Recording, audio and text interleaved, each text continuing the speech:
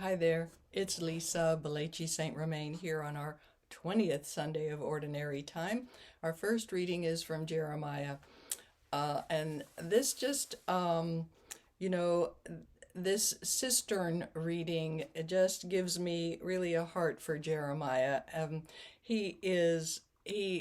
If you go read what happened just before this, he asked for protection from Zedekiah, King Zedekiah, and he gives him protection.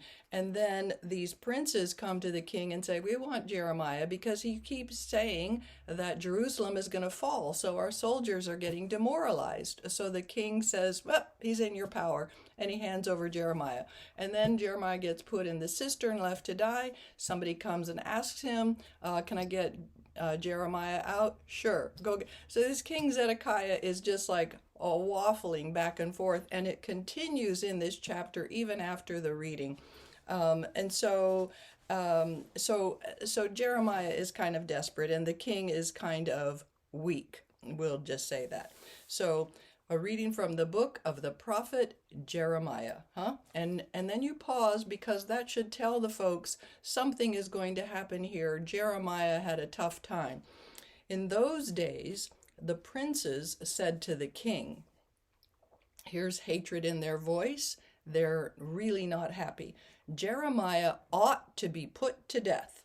He is demoralizing the soldiers who are left in this city and all the people by speaking such things to them. He is not interested in the welfare of our people, but in their ruin." Okay, so that's their perspective. Jeremiah is just trying to say, turn your hearts, be prepared. Something bad's going to happen. King Zedekiah answered, "He is in your power." So give him away in your voice, okay? For the king could do nothing with them. What? He's the king. Okay. And so they took Jeremiah and threw him, get that, let that happen in your voice, threw him into the cistern of Prince Malchiah, which was in the quarters of the guard, letting him down with ropes. So the ropes are under his shoulders, and they kind of let him down like that. There was no water in the cistern, only mud, and Jeremiah sank into the mud.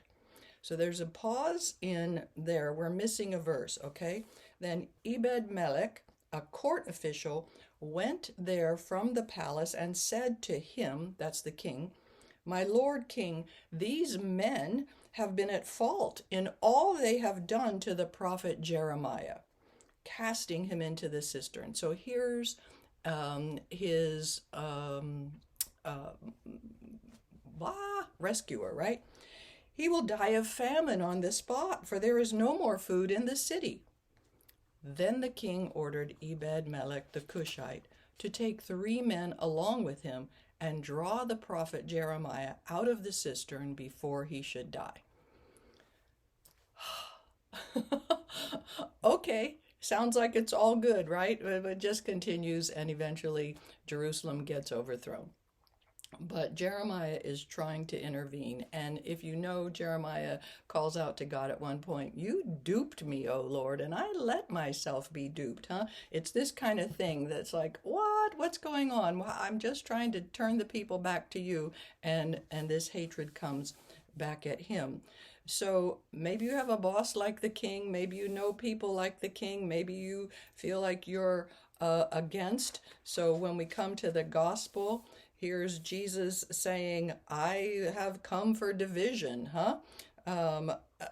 divided, everything divided against. And that's what's happening in Jeremiah. People need to take a stand, and King Zedekiah keeps trying to play both ends. Oh well. All right. God bless. You got some voice changes in there. Practice reading aloud. Thank you. Bye.